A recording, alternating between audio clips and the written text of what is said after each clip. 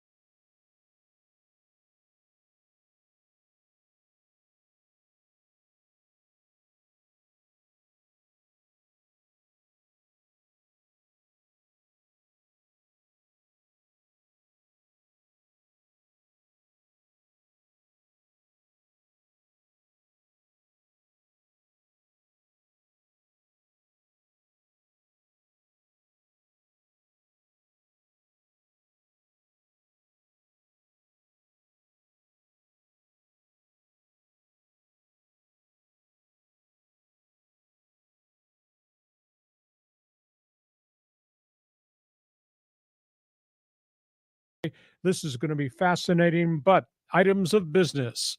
X marks the spot. Everybody on social media, X, aka Twitter, I want you to join my team, asking you to become a follower. All the things I do on Twitter, just register. Follow me at Hacksaw1090, at Hacksaw1090, at Hacksaw1090. Reminder, if you like sports, I write about it every day on my website. It's there for you the first thing every morning on my website, LeeHacksawHamilton.com. Also invite you to register, join Hacksaw's Insiders Group. Just fill out the big orange box right there on the homepage. Want you to subscribe, want you to share. If you subscribe, you'll get notifications immediately when we put things up on our YouTube channel, and we do that a lot, all hours of the day and night. And of course, want you to tell your friends. Give us a thumbs up, give us a 5-star rating. That really helps us. And when we're done talking about the hot topics on the table, you take over the podcast. I don't think this happens anyplace else. John, explain Fans Forum. Yeah, Fans Forum is your chance to get involved. You got a question in the world of sports for Lee, just drop your take in the live chat on Facebook, X, or YouTube. We'll get you involved. John, I don't know who needs the All-Star break more. The Dodgers with a battered pitching staff, the Padres who are highly emotionally erratic, or just the fans of the Dodgers and Padres. God, I can't believe what I'm seeing happening in Chavez Ravine and at Petco Park. It's brutal, Lee. I mean, I don't know how fans are putting up with this right now. So that's where we are there. We're going to talk baseball to start out of the gate. But I am acceding my chair, and he is going to talk baseball with you to start. I am? You're going to answer the question. Okay, I'll answer the question. I'm not going to give you my opinion, but you're going to answer the question. Sure. So, John, here we go. Item 1, All-Star team. And we got a bunch of injuries. Guys have not going to be able to go play, bunch of replacements, etc. Home run derby. Do you like it? Is it a bad gimmick? Is it a health risk to the players? Do you like the rule changes, or should we just leave it the way it is? And John Riley says, I love the home run derby. I love everything about it. It's like the 3-point shot contests in the NBA. Keep it. You know, they monkey with the rules. I don't really get too hung up about that. But there won't be any Ohtani and there won't be any Judge because of the injury factor. And there won't be any Bryce Harper. And there won't be some other American League stars because of the injury factor. So is it worth having if your guy gets hurt and can't play the second half of the season? It's always worth having. You know, I mean, you're going to see the stars are going to back off of it, give the young guys a chance, just like the slam dunk contest in the NBA. Keep it, love it. It's the best thing of All-Star Weekend. Uniforms. I maintain old school me. Let the American League guys wear their home uniforms, whites, all the different colors, the logos, etc. Let the National League guys wear their road grays. That way we can see all these guys lining up at first base. I just don't like the American League and the National League uniforms. I'm a traditionalist. Sorry, I'm old school, but I'm bleeping brilliant. And John Riley says, I agree with you. As a kid, I always loved seeing all the different jerseys. It was like a mashup, like when they combine two sitcoms into one, you know, and you get this cross merger of these people. So old school uniforms, home and road. I love that. Okay, let's move on. Padre baseball, they send Adam Mazur back to AAA, 7.84 ERA. They had to pitch him. They force-fed him. He got lit. They're just in a world of hurt for starting pitching. No Yu Darvish. Joe Musgrove still looks way far away. Somebody's got to solve the mystery of who Dylan Cease really is right now. And Michael King continues to pitch well, and they need Waldron's knuckleball to dart and dash and do what it does. Boy, the Padres, to me, just look like they got real issues. And here's the question. Trade deadline is coming. There are probably 5 established pitchers that they could rent or trade for. I like Cal Quantrill the most of the 5 that we've openly talked about. What do they do to get Cal Quantrill? Would you trade Hassan Kim? Would you trade Luis Campusano? Would you just go ahead and trade Ethan Salas, the Class A catcher that they give the big signing bonus to, if you could get the right pitcher? John Riley, you didn't get dressed as if you were a general manager today, but you are the general manager of the Padres. Go ahead. Oh, well, first of all, I'm not worried about Dylan Cease. I think the last outing, he was good for like 7 innings, and he got tired at the end. Waldron, King, they're solid. Vasquez shows me a little something. They do need to trade. Cal Quantrill would be nice. I don't know. It's kind of weird kind of trading back for a guy you traded away. But I don't know if the Rockies would take Ha-Seong Kim for 2 or 3 months, for a Cal Quantrill. I think they could demand more. But if you were to trade Kim, that could actually work because you could solve the logjam in the infield. Okay, let's go to Dodger baseball. As of this morning, the Dodgers now have 16 pitchers on the disabled list. That's unbelievable. The Dodgers have no rotation, and they've not been the same team, same pitching staff since Yamamoto went down with the strained rotator cuff, and they have no idea when he's coming back. So the burning question is, what do they do? Kershaw's gone, Buehler's gone, May is gone, Glasnow is now on the disabled list, but 16 total pitchers, including some significant relief guys. Never been afraid to make a deal. Maybe you trade James Outman, maybe you trade Gavin Lux, maybe you go into the farm system and trade some more prospects. Historically, you do remember the Mookie Betts deal at the deadline. Mm-hmm. Historically, you do remember Max Scherzer at the deadline. Yes. Historically, way back in the day, do you remember the monster Adrian Gonzalez Red Sox deal back in the day? So they've never been fearful to make a deal. What do you think they should do? Pick up the phone and call Don Sutton. That guy is consistent. He shows up every 4th or 5th day. No, but they're going to make a deal. But I don't know if it's going to be the usual suspects, the Cal Quantrills and Zach Eflins of the world. Usually they've got something up their sleeve, and I think AJ Preller does too. I think we're going to start to see names that we didn't expect. I saw in your best 15 that Scherzer said, hey, I'm not waiving my no trade deal. So it's going to have to be someone else. Unless it's a Dodger trade, which would bring him back to where he liked that last time around. And he did pitch till he ran out of gas. So we got the Dodgers to talk about too, as it relates to trades. One side note, and this is the terrible news that broke this morning. We talked about a month ago about the passing of former number 1 draft pick Sean Burroughs, dropped dead in a parking lot next to a Little League field.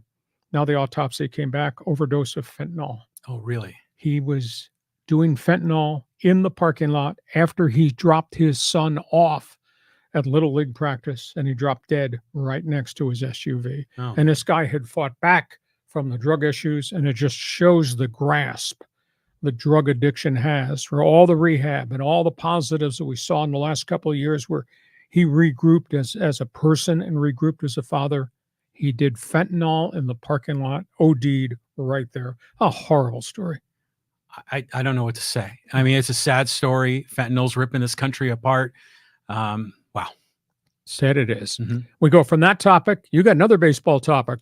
Yeah. And look, there's some guys going to jail here, Lee. Yeah. I mean, who are we talking about? Tampa Bay all-star shortstop Wander Franco has been charged with sexual abuse and human trafficking 14-year-old girl.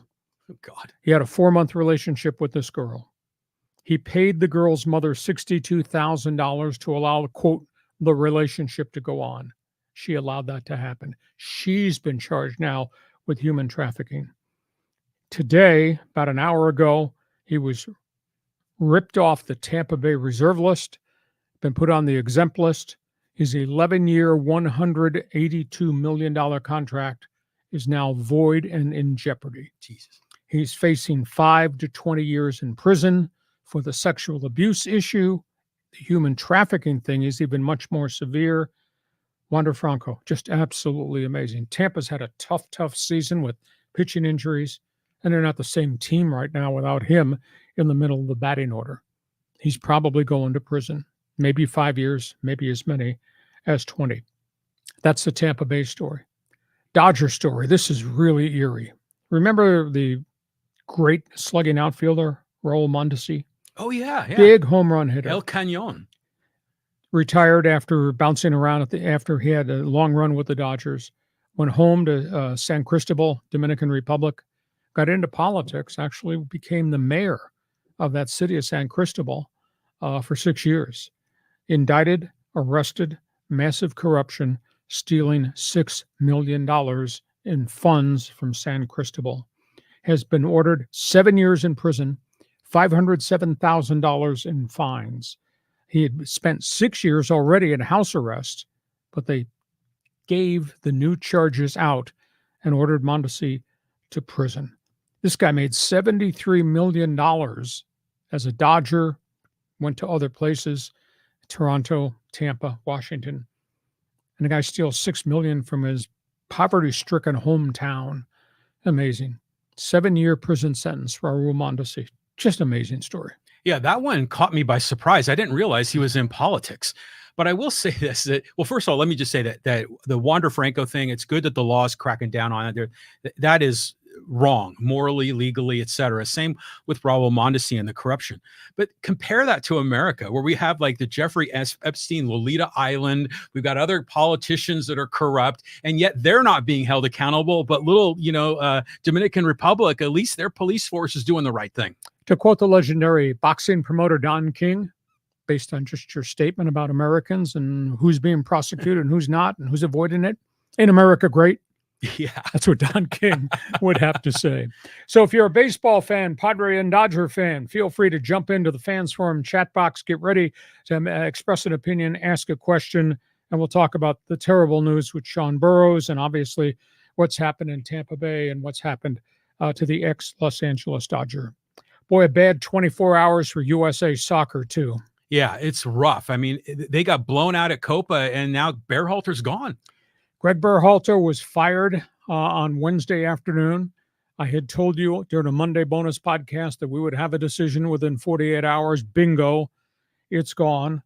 I'm not sure I agree with it, but the president of the U.S. Soccer Federation said today they felt zero progress was made with Greg Berhalter as coach, even when they brought him back over the last 10 months.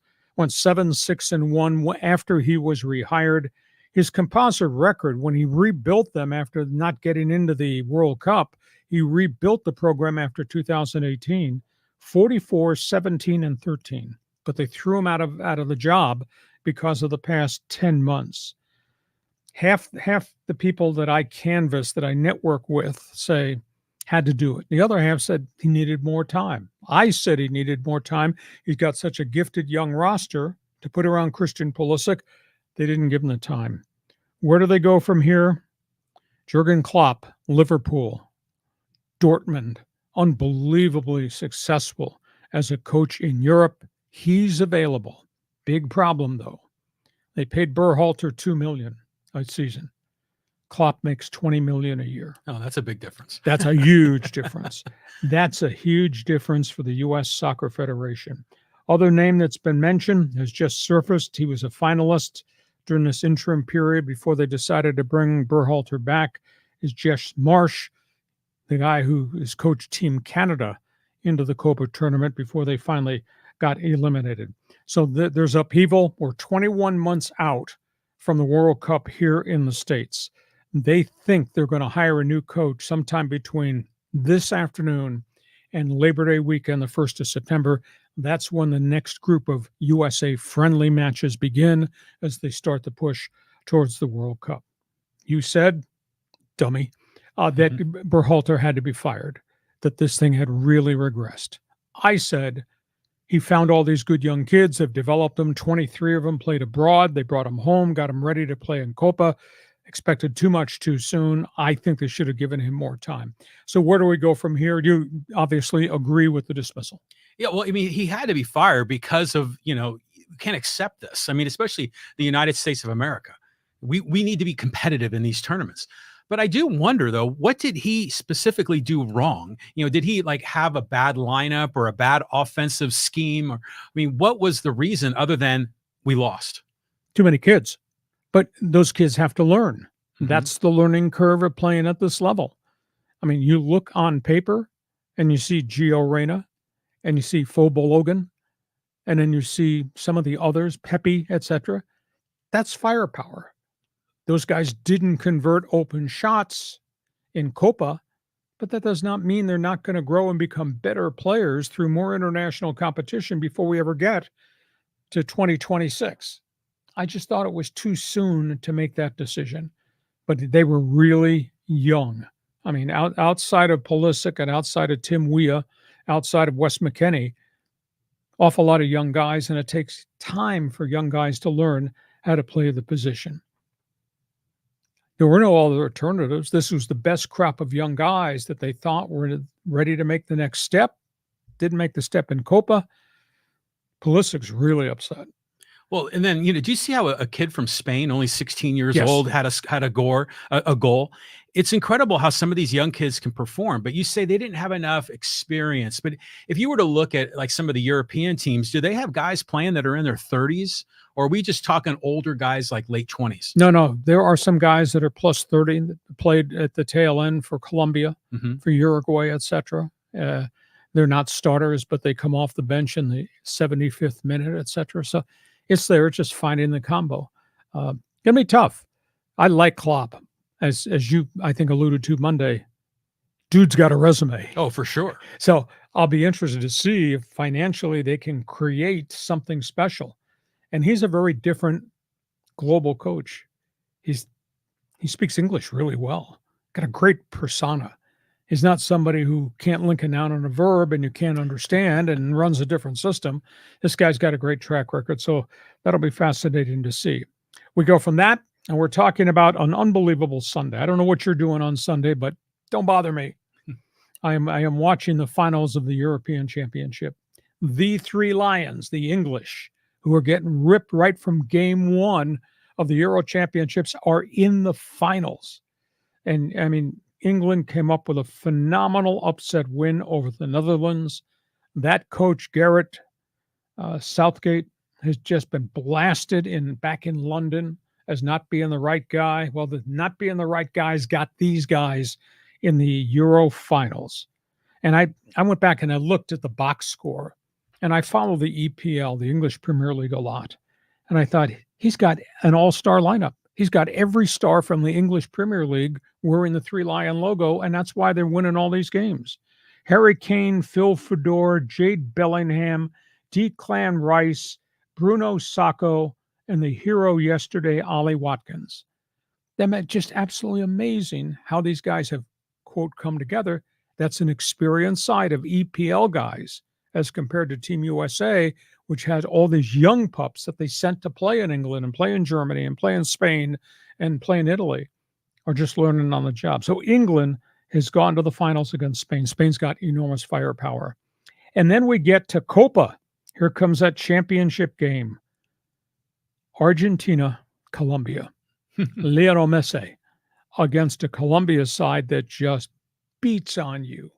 I watched the Uruguay-Colombia semifinal. They don't play soccer. That's like a freaking street fight. There were like 29 fouls. There were 7 yellows. There was a red card ejection and a whole bunch that never got called. I've never seen so many guys do this from behind, knock guys down, and the referee says, play on. I mean, it is such a different style. You think Messi is going to get kicked and get knocked down? Oh, this Sunday championship is going to be good. And the phrase that popped into my mind last night, I was almost going to text you right at the end of Colombia Uruguay. I mean, there were fouls every minute. They had one stretch where they had 6 yellow cards in a 3-minute span. Guys are just getting flattened. And I was going to text you and say, soccer calls itself the beautiful game. Yeah. Not so much. Not so much. Not last night. So we got that.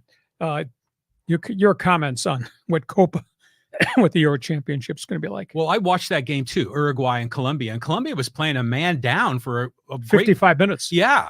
I mean, and they just kept hanging on, and it was amazing seeing Uruguay just try to break through, and they never could.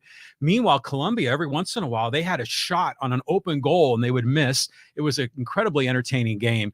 Big upset, since they took out Brazil prior to that. So they go to the finals. I mean, but it's going to be Messi and Argentina. I think we can expect that. In the Euro Cup, I'm interested because when I think of the European powers in soccer, I think of France, I think of Italy, I think of Germany. But then maybe the Netherlands, like a notch down, and England a notch or two down, maybe Spain a notch down. But neither Spain or England are really the class of Europe, are they? Not really. Spain's been great. Portugal's been great. Mhm. Obviously, German historically has been great. But it's a different era right now. And like I said, I went back and looked at the rosters of the English side, the Three Lions, and I said, they got an all-star team because every one of these guys is the star and leader of their team in the English Premier League. And those guys all played integral parts in that English win in the semifinal game. So it's just, turned out to be a really different Euro Championships. And maybe it's a changing of the guard with so many of these great European players being 35 or 38, that this is the end of their run. So if you're a soccer fan, hey, jump on board, agree or disagree with the firing of Team USA's coach Greg Berhalter. Want to hear what you've got to say? Participate in Fans Forum. We have had a lot of soccer interaction. We'd like to hear from you. Hey, we get to halftime still to come. We're going to talk basketball. We're going to talk NBA. We're going to talk hockey and a few other topics. That's coming up in the second half of the show. Halftime, our podcast, is brought to you by DIXIELINE Lumber and Home Centers. 9 locations to serve you. I've used them. He's used them. What do you like the most about DIXIELINE, John? Oh, I like the fact that they've been in San Diego for over 100 years. They're guys you can count on. They not only supply the lumber, the building materials, but they've got designers. They have consultants that'll help you remodel your kitchen or your bathroom. So, I mean, they've got it all. You got projects. They've got the materials. You got questions. These guys have the answers. These guys, DIXIELINE Lumber.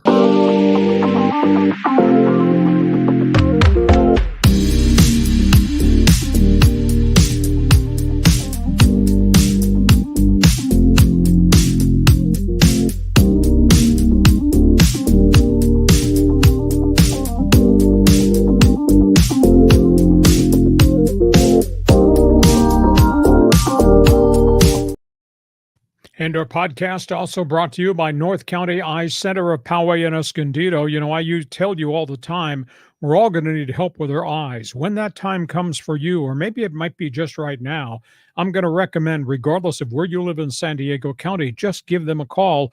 North County Eye Center, Poway and Escondido, and they are offering through the month of July free eye exams and a discount on frames for your glasses. Not had an exam in a while? Give them a call.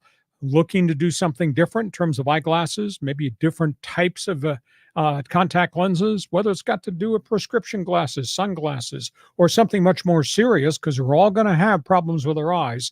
Think about them. These are the people to go to. Make sure you tell them Hacksaw sent you, North County Eye Center.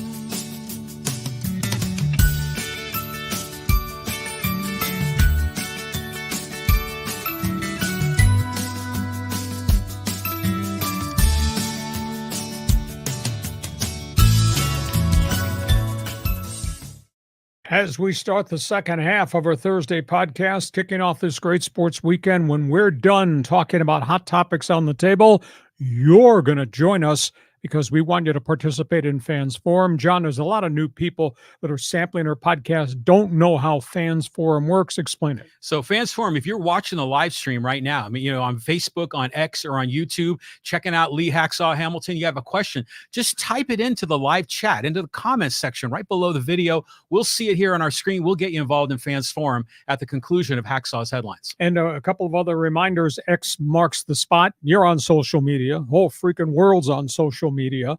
I want you to become one of my followers on X. Just type in @Hacksaw1090. Follow me @Hacksaw1090. Don't forget, check my website. You like sports? First thing you should read in the morning, my website for all the big stories in the world of sports. And when you go to the website, LeeHacksawHamilton.com, there's a big orange box on the right side of the homepage. Fill it out so you get on our mailing list all the things that we're offering. Also want you to subscribe, want you to share. When you subscribe, you will get the alerts every time we put something up on the YouTube channel, which is probably 4 to 5 different days of the week. Subscribe and then share. Tell your friends who we are and what we have become. We're running across new people that have just discovered us. And because we need help, we want a thumbs up, 5-star rating. That helps us too. Stop laughing. You're wearing an extra 1090 shirt right there. It was in the closet. It was clean. It's about the San Diego Padres. There you go. Okay, let's move to the second half. Brought to you by DIXIELINE Lumber and by North County Eye Centers.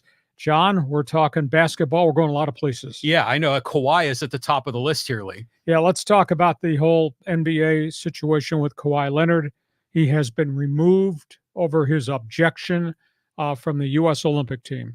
John and I had debated a couple weeks back that I don't think he should have ever been allowed to go.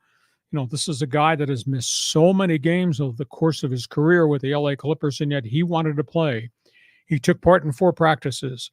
He showed up with a big sleeve and brace on his injured right knee.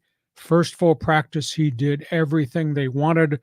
By the second practice, he was limping. Oh, God. Steve Kerr made the decision. He cannot do what we need to do when we get into international competition. They met with Grant Hill, who's the president of the Team USA. They then talked to the Clippers. I don't think the Clippers ever wanted him to go, and the decision was made to remove him. He openly admitted, I've done everything I can to get ready. He said, my knee when I came in was status quo, which meant he could play basketball. One practice in, he could not play basketball the way it was needed. I think it puts his whole career in jeopardy. He's gone through most of this offseason because he missed the playoffs, gone through this whole offseason rehabbing, and he comes up with more problems. I think his whole career is in real jeopardy. He has missed 223 games with the Clippers. He has played in only 187 over the course of his career. He's missed half. More than half. Wow. He's missed 223 of 410 games with the Clippers. So I think he's in big jeopardy. I think his career might be starting on the downside, and it's not a negative towards him. It's just a wear and tear thing. Mm-hmm. Yeah, I agree. And it's a shame because we all love Kawhi here in San Diego. But you're right. I mean, he even had a lot of breakdowns when he was playing for the Spurs as well. Oh, he had a bad knee injury. He had a quad surgery. Went to Toronto, did really well, broke down there. He's had 3 surgeries on the right knee alone. Yeah, so the guy's just injury prone. Yeah, so that's where we are there. Second topic on the table has to do with the New York Knicks. We always talk about players and contracts and who's doing what and the max deals and all that. Mm-hmm. Think about this. His name is Jalen Brunson, high-scoring guard, New York Knicks. They got him in a trade a couple of years ago. He's really developed into a superstar. He's a year out from his contract expiring. He is now eligible for a contract extension. If he waits till next year when he's a total free agent, he can get an even bigger max mega contract. He's going to take the offer now. Just follow me with this. He is going to take a 4-year, $156 million deal. Okay, so that's 40 plus million. If he sat here and waited till next year, he's going to get 5 years, 269. He's willing to take $113 million discount. Why? Well, he gets a contract now. He keeps the Knicks under the first and second apron with the salary cap which if you go above the apron, you get paralyzed, and how you can construct your roster, what you can pay, what you can't do. He's going to take $113 million less to keep the Knicks below the limit so he can just go on and have better players around him. That's kind of fascinating. Yeah, it is. I mean, but for him, maybe it's just a bird in the hand, because you were commenting in the best 15 about, who was the player was at Nevada, went to play for Miami. He ended up not taking the deal and lost money. Caleb Martin. Yeah. Or am I stealing your thunder here in the headlines? I see the Heat's on there. Yeah. Let's talk about the Lakers situation. 0-3 in the California Classic, the Summer League. Now the whole roster is just headed into Las Vegas. They're going to start the Las Vegas Summer League. Bronny James last night went 2 for 9 first game, couldn't play second game, played 29 minutes last night, 1 basket. Do you know what they're saying, what the national writers are saying about Bronny James? He's a Make-A-Wish Foundation NBA kid, that he doesn't belong. Yeah. He was gifted this as a legacy draft pick. Well, I mean, 1 basket in 29 minutes. Yikes. Yeah, I mean, he was getting cooked out there on defense. I thought he was almost breaking his ankles. Dalton Connect had a good bounce-back game, 20 points, 9 rebounds, hit a couple of threes along the way. So now the Lakers, with a hodgepodge of a roster, are just showing up with Bronny James looking like he's really overwhelmed, like does not belong. I thought the Make-A-Wish Foundation nickname was kind of cruel. Yeah, it was. But, to see Dalton Connect, I mean, he was legit in that game. I mean, what were the stats again? 20 points, 9 rebounds. That's all right. He came back after 2 substandard games shooting the ball. Miami, guess who's playing well for the Heat? Ex-Aztec, Keyshawn Johnson. Right on. Keyshawn Johnson, he went for 13-3 in his first game for Miami. Last night, 21 points and 8 rebounds. You talk about a guy that might fill a really special role in Miami, and a guy who's being taught by a pretty good coach in Eric Spoelstra, and obviously a great basketball mind in Pat Riley. Right situation for the kid, did not get drafted, and holy cow, he's had 2 really impressive games. And it's college players versus college players. It's rookie versus rookie. But man, you go for 13 and 21 in back-to-back starts. That's pretty impressive. Yeah, I love that. Keyshawn's a great kid. I'm happy for his success. We move on. Let's talk about Minnesota Timberwolves. Speaking of debuts, Friday, Jaden Ledee makes his debut. Minnesota Timberwolves. They play their first game in the Las Vegas Summer League. Fascinating to see what happens when he lines up against the New Orleans Pelicans, playing for a good teacher and a good coach in Chris Finch. He's obviously going to come in and he's going to replace McDaniels, who was traded away in the offseason. He gets an opportunity. One other unique note, Memphis. I don't think anybody saw this coming with the Grizzlies. Zach Edey, in his first game in their summer league, 14 points, 15 rebounds, 4 assists. Wow. He was really impressive. And at the other end of the floor, where there was concern that he was more like a traffic pylon who could not move, he made a whole bunch of plays. I think he had 2 block shots. He changed everybody as they tried to get into the paint. They weren't getting any shots off in the paint.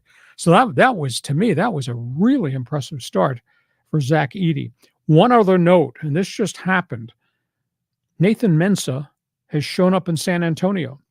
He was on a 1-year G League contract with Charlotte, played a little bit at the end of the season with the Hornets, was not offered, brought in by the San Antonio Spurs, went for 6 points, 3 rebounds, 2 blocks in, 10 or 12 minutes.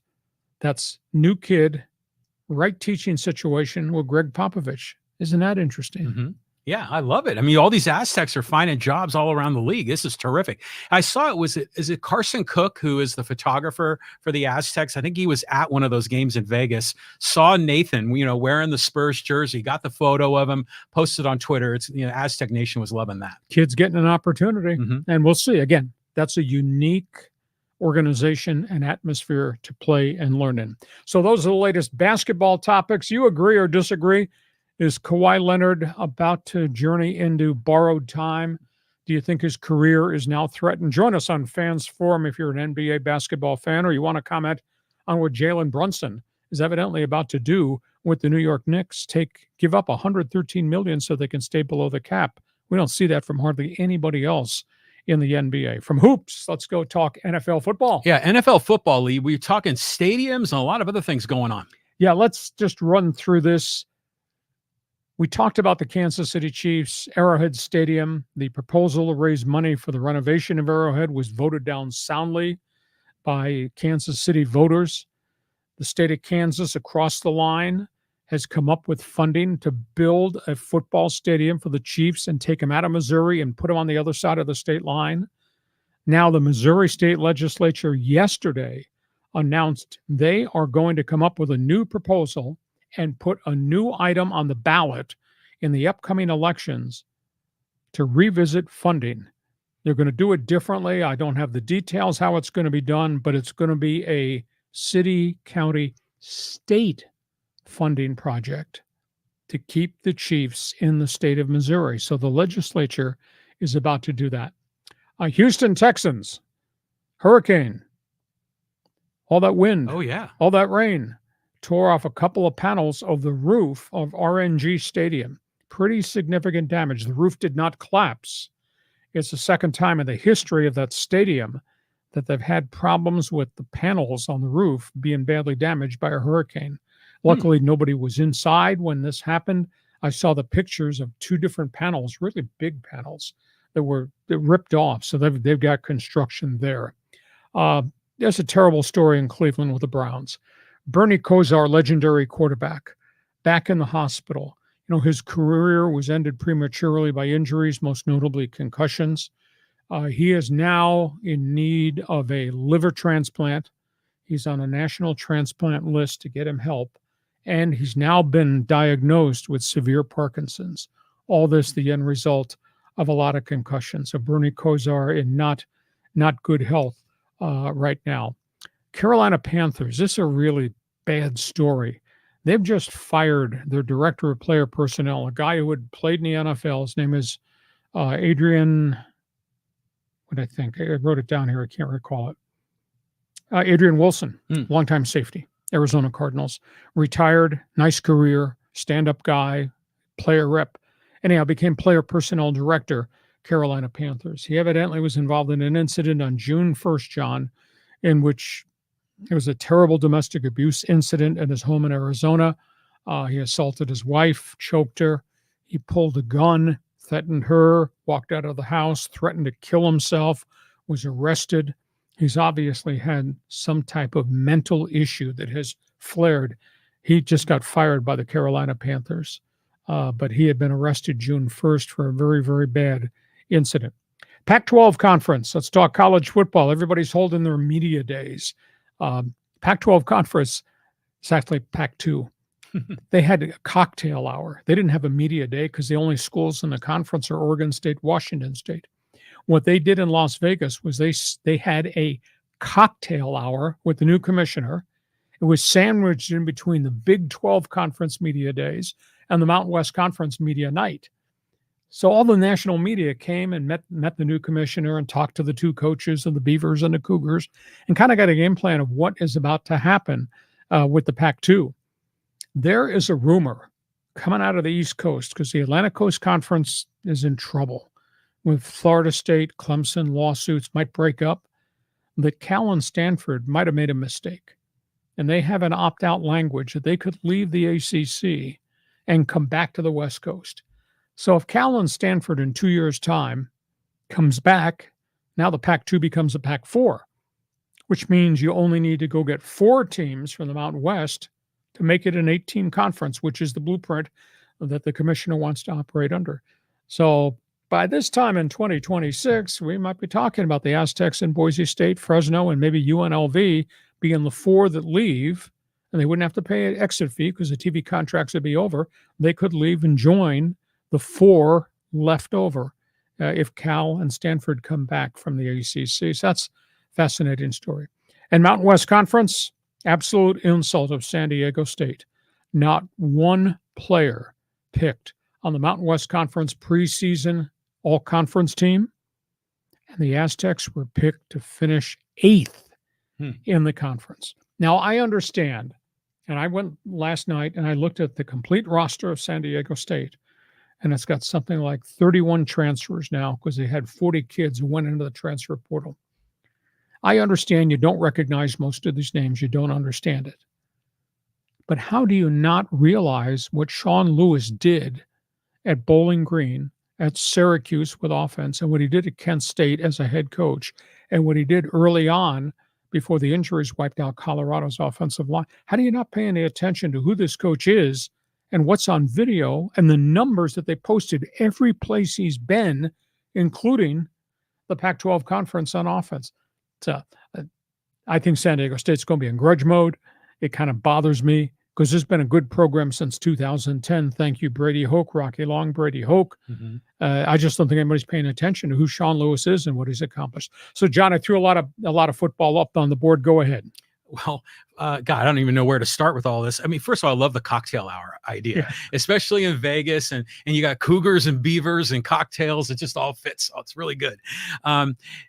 The story about Kansas City Chiefs, and if they move, it's one thing if your team leaves Cleveland and goes to Baltimore, that's horrible, or if they leaves Baltimore and goes to Indianapolis.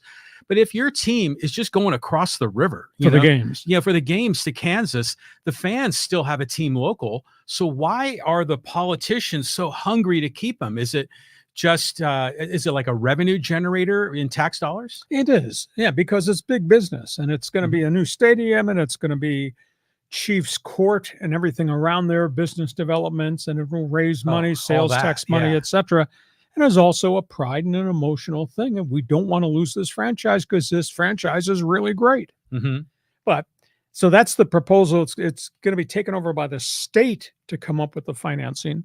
Not just a city and Jackson County vote. It will be a state of Missouri thing, which is a pride thing. And of course, at the other end of the state, they forever are angry about losing the St. Louis Rams when they did everything that was needed. And that's why they got the payment from the NFL when Kroenke refused to go to the table and negotiate. And the NFL gave them, I don't know, $800 million in damages after they filed suit over the Rams transfer. So Missouri could have gone from 2 NFL teams to none.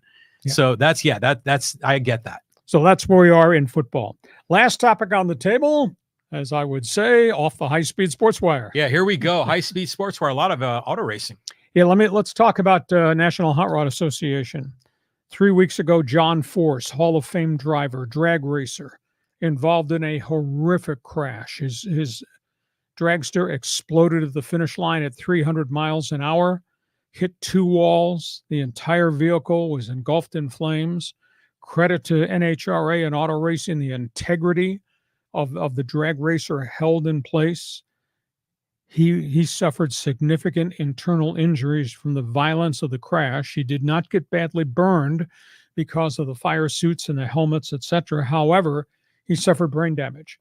He's been in ICU in a trauma unit in Virginia for 3 weeks. He was just transferred via private plane to California, has gone into a rehab center. He has massive memory loss, but he's alive. He does have use of his limbs, etc., but there is some brain trauma. But they saved his life. So John Force, I don't think he'll ever race again, but he's alive, and he was able to walk out of the cockpit of that drag racer. I don't know if you've seen the video.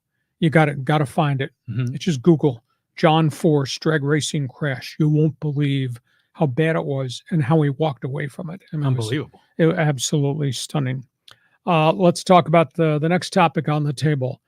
A lot of controversy in Formula One. Max Verstappen continues to drop hints that he doesn't like the way things are going, and he might leave. And I mean, it's hard to believe that Red Bull has totally dominated Formula One, and they're talking that he might leave, and they're upset with the way he's handled races the second half of the season because people have caught up to him. Lewis Hamilton beat him. Lando Norris beat him. And suddenly he's not the dominant guy, and they're not the dominant team. And some people are kind of barking about that, and they think he's become a distraction. Should I go? Should I stay?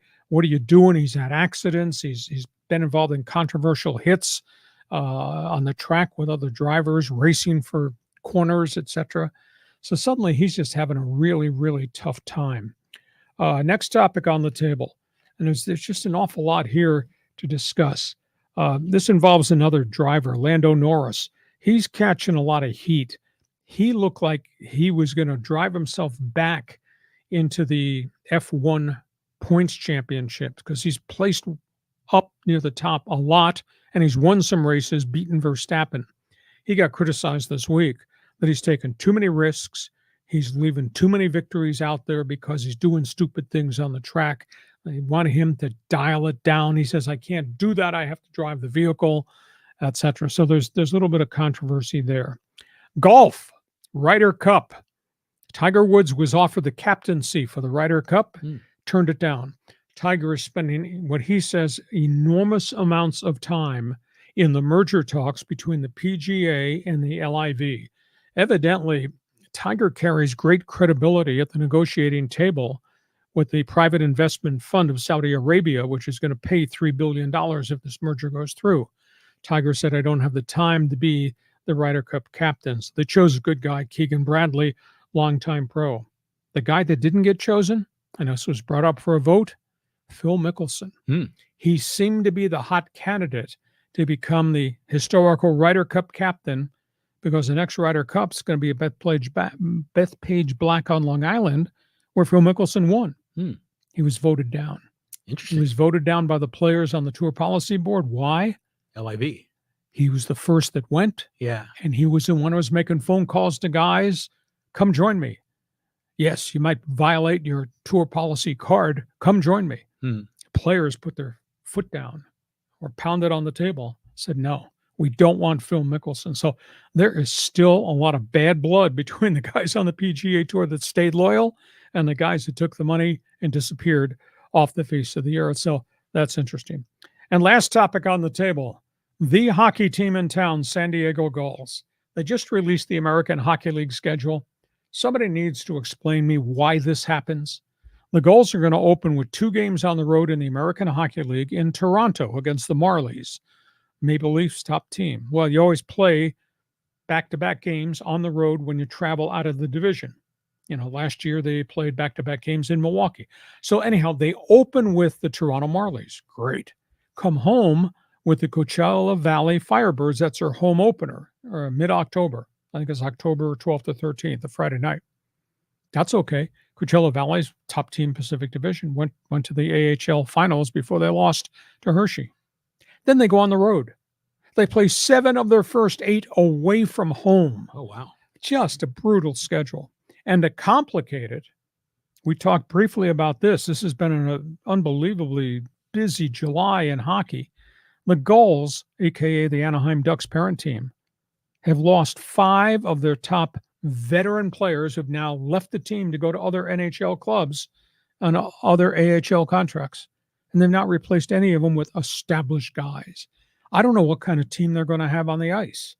They're going to be young, there's no doubt about it. But when you let 5 of your best players, your oldest, most experienced guys go and don't keep them, and they've not re-signed Chase DeLeo, their captain, yet either. So there's all kinds of problems with the Ducks handling of Gulls hockey. And I'm biased because I'm a big hockey guy. I saw John pounding on the glass, sitting next to the blonde behind the penalty box on a Friday night, drinking beer and watching puck. But the Ducks have got to do a better job taking care of the American Hockey League franchise. I'm the only one in town that's screaming about what the Ducks are doing in Anaheim because all that has an impact on what happens to the San Diego Gulls. John, you can respond to any of those topics on the table. Well, I just a question about the minor league hockey, because I think in baseball terms, because the AAA is regionalized, right? Mm-hmm. Is hockey's AAA, to call it that, is it nationwide or is there 2 different leagues? No, there's 30 teams in the American Hockey League. Okay, so it's they're traveling cross country. Well, no, they out here because they started the Pacific Division. There's 9 teams in the Pacific Division. They play each other a bunch. Mm-hmm. But then, you know, Tucson's in there, Bakersfield's in there, a couple Western Canada teams are in there. But then they do play a couple of teams in other divisions. They'll play the Toronto Marlies for 2 up there.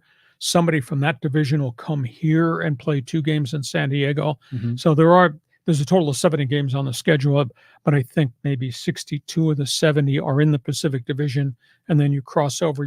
You play the Dallas Stars, top farm club in Texas, the Texas Stars. You might play the Milwaukee Admirals. You're obviously going to play the Marlies. So, but the bulk of it is in the Pacific Division.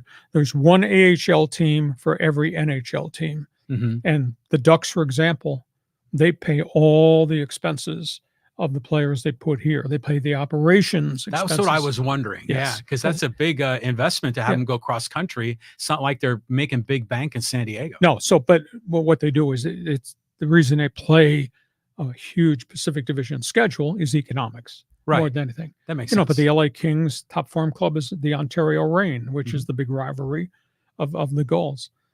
So that's how the structure is. It works really well. It's a long hockey season, but I'm the one that's screeching about I don't understand what they're doing in Anaheim, because what they do in Anaheim definitely impacts the product on the ice. And the product on the ice 3 years in a row here hadn't been very good.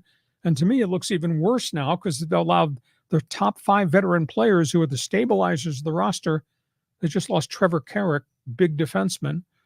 Before that, they lost Anthony Agazzino, one of their goal scorers, Glenn Gaudin, one of the big right wingers. These guys have gone.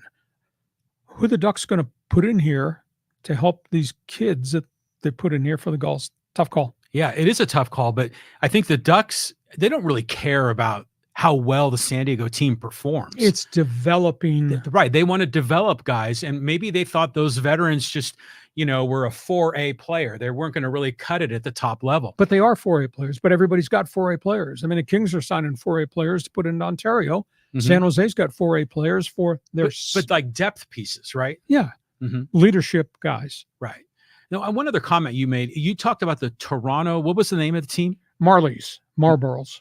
So is that like a Toronto thing? I don't understand that.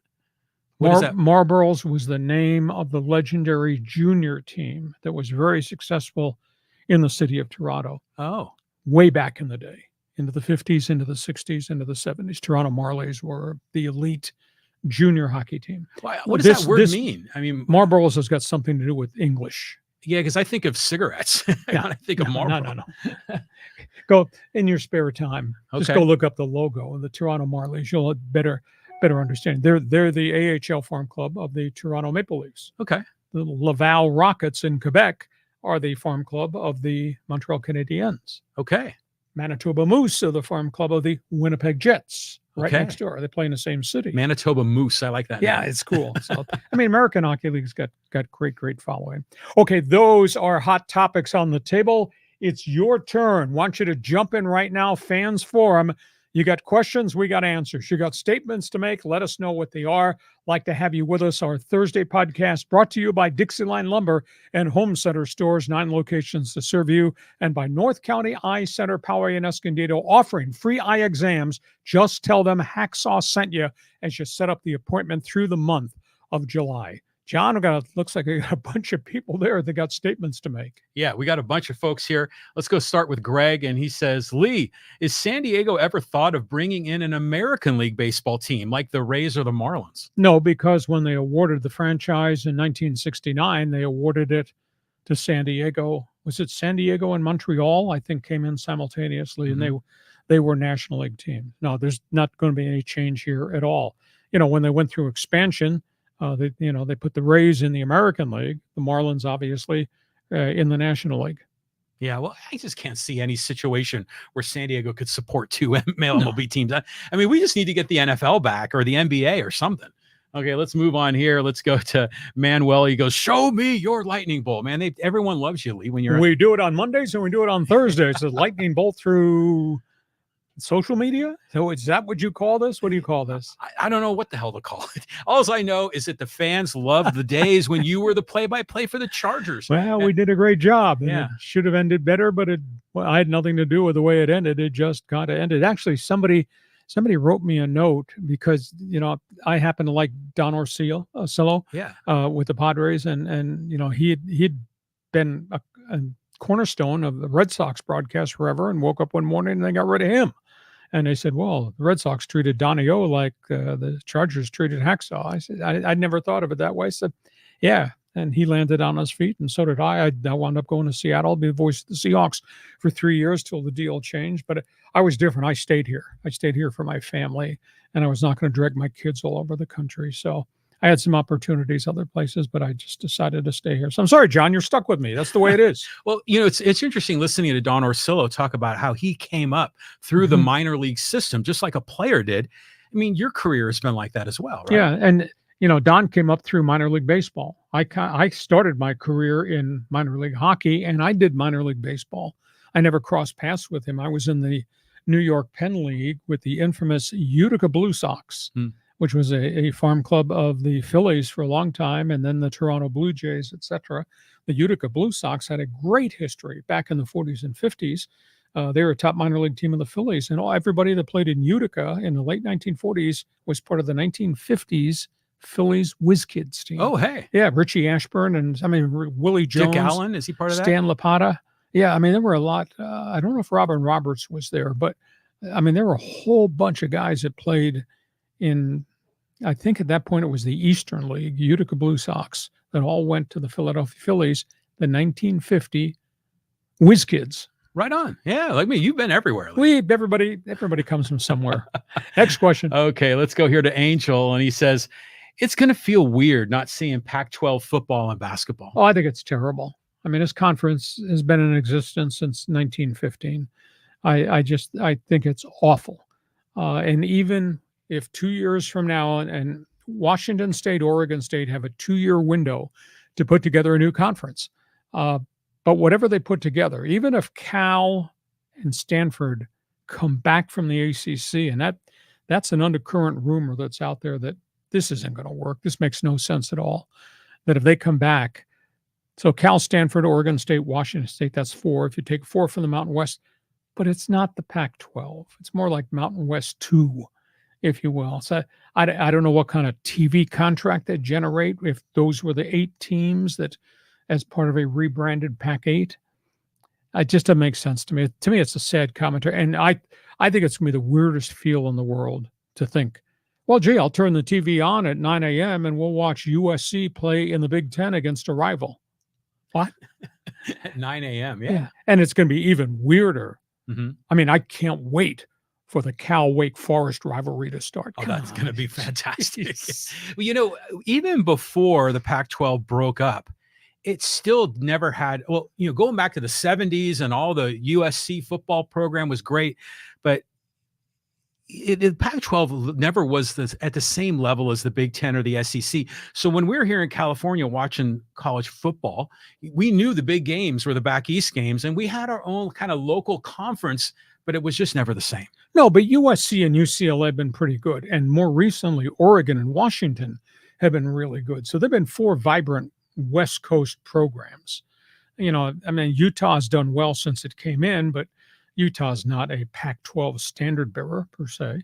And the odd good year that Stanford might have had, or Cal might have had, or Arizona State had for a short period of time. But those were the standard bearers. And what the Ducks became and what the Huskies became was really important because USC, UCLA kind of went through some dips along the way. But those are the 4 marquee names, and that's all gone. And Angel's correct. Saturdays are going to feel really weird out here in terms of your emotional attachment to what you're watching. I mean, somebody answered this question for me in the chat box. You're going to root for Southern Cal and UCLA to get killed when they go to the Big Ten? I know a lot of people are. Not me. I want to see the West Coast teams beat the crap out of those Big Ten guys. I mean, I think it's going to be pretty exciting, but my expectations are reasonably ratcheted down. Okay, we move on. Okay, let's go here to CJS. He said, hey, let's not forget that the Kansas Speedway is on the Kansas side of the Kansas City or the Kansas-Missouri border, but is in Kansas City.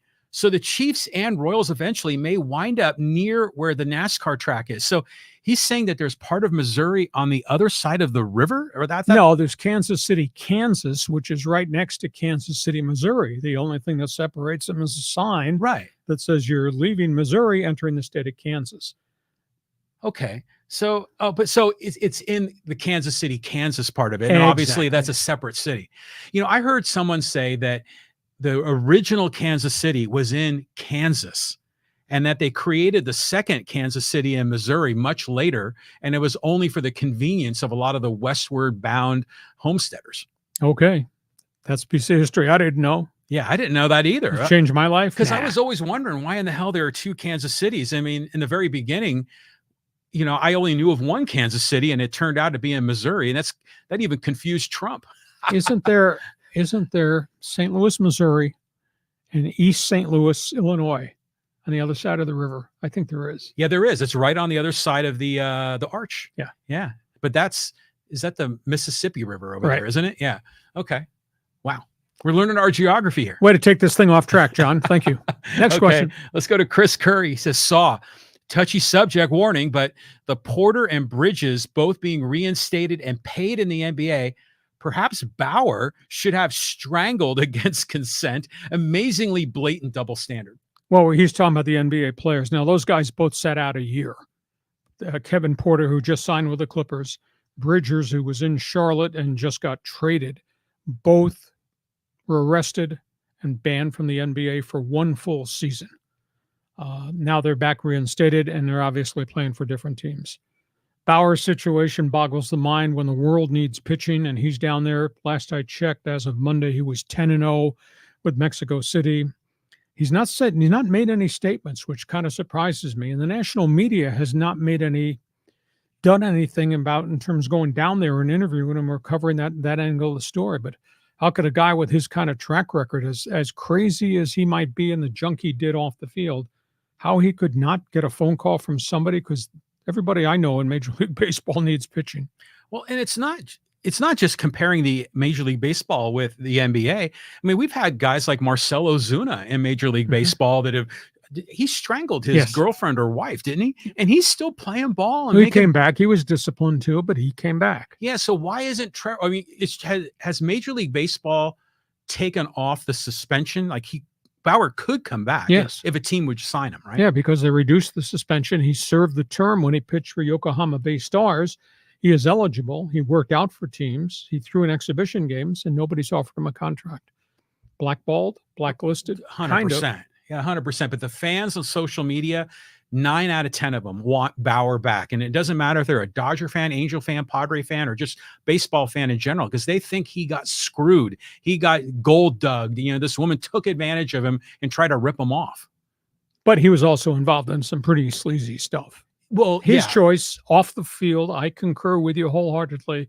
He served his sanctions. He lost a lot of money. He lost I want to say $31 million, which was part of the Dodger contract that was eradicated. So it's stunning. Here we are at the trade deadline, and everybody's trying to figure out which pitcher we can get. And he's in Mexico 10-0 yet to get a call.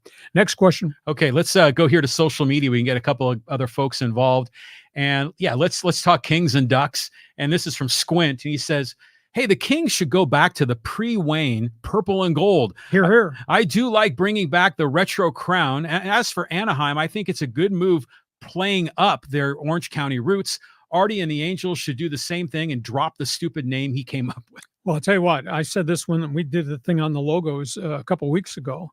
I said, congrats to the Ducks coming up with the idea. This is Orange Country, a.k.a. Orange County, a.k.a. Anaheim Ducks wearing orange jerseys. I think that's a cool marketing thing.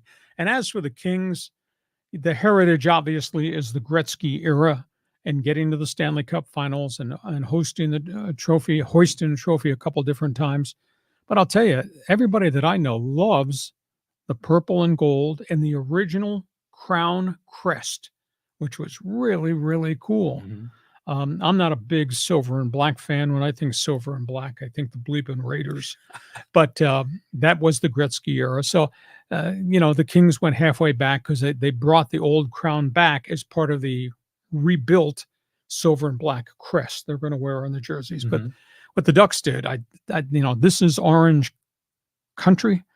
That's a slap at Artie Moreno for, Los Angeles Angels of Anaheim. Yeah. That's stupid. It is stupid. And it just shows that he has an identity crisis. And it's another reason not to like Artie Moreno. But yeah, Orange, Ducks, love all that. That's perfect. It just makes me think of the band No Doubt, where on the album cover, she's holding up an orange, Gwen Stefani. But what language are you talking about? Yeah, we're talking musically. But anyways, the Kings, I always like the color purple. We have purple here in our podcast studio. Purple is the color of royalty. And that is cool for the Kings, because if you look around at most sports, there's a million blue and red teams, but very few purple. Purple and gold. I mean, it was really, really cool. And it was a great era. Rogie Vachon, Marcel Dion, Dave Taylor, Bernie Nichols. I mean, there are a lot of really good players. The Miracle on Manchester, the first time the Kings ever became something special in the NHL. So I'd love to see them reach back. This whole thing is about selling jerseys.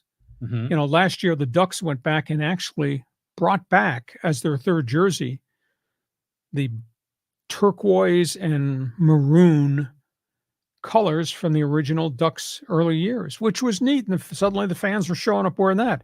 Kings can do the same. The Kings can come back and have a third jersey, purple and gold, with the original crown. And you only wear it on special occasions. Do it. If you play Christmas Day, you play New Year's Day, do it. They haven't done it yet, but maybe that's still out there. How about one more on social media before we close this out? Okay, let's go to a Clippers comment. This is from Barstool Logic, talking about PG-13 leaving the Clippers. 60% of the salary for 50% of the games sounds pretty good. Hope they have a good medical staff over there in New York. Well, he did play. I think he played 74 games last season. He played a lot of basketball. Now, of course, prior 2 years, he was as dinged up as Kawhi Leonard was, but it's tough. I don't know how they replace him. I mean, what they've added in the roster, that they don't combine together to bring the kind of firepower that PG-13 brings. So looks like they're going to have a bit of a down cycle season. And of course, the Lakers are paralyzed by their 15-man roster. And because of the cap, they can't trade very many future draft picks. They're just locked in with what they have, and what they have is, I don't think, is even as good as what they had a year ago. Well, the Clippers situation. Well, first of all, he went to Philly, not to New York. My bad. But Kawhi's hurt. Kawhi's career may be close to over. It's in jeopardy. PG-13 is gone. James Harden is a head case and getting old. Who else is left? The center, Zubac. That's about it. A bunch of young guys. I do like Norman Powell. They've got some firepower kids off the bench, but they're not established NBA guys. And they didn't have a first-round pick this year either. I don't know where the next trade is going to come from. Had they gotten Klay Thompson, had they gotten Chris Paul, that would be a little bit different. Klay Thompson's in Dallas. Chris Paul is now going to be a starting guard on a very young San Antonio team, and that's a perfect fit, I think, there. So I don't see the Lakers being able to stand up to a 70-game schedule. And I don't know how the Clippers are going to show up for 70 games, because I don't think they got enough firepower. And it's a shame because, they're building that new arena, and you'd love to have a really competitive team for that. Cursed. Oh, it's huge. It's definitely a curse. Yeah, I mean, this is the second time that this happened. They put this very good team together, and they physically broke down. The last time they put it together with Chris Paul, Blake Griffin, it broke down too. And they just can't get out from under the cloud of being the Clippers. Yeah, I mean, it's the San Diego sports curse that has trickled up to L.A. It traveled with Donald Sterling, and it's still stuck there with that team. Okay, make me a promise. No more comments about music and geography. And we're talking sports here, bro. It's all kind of related. It is. Hey, listen, we hope you have enjoyed our Thursday podcast. We're here Mondays at 1 p.m., Thursdays at 1 p.m. The podcast is brought to you by DIXIELINE Lumber and Home Centers, 9 stores to serve you, and by North County Eye Center, offering free eye exams through the month of July. You need an eye exam, call them.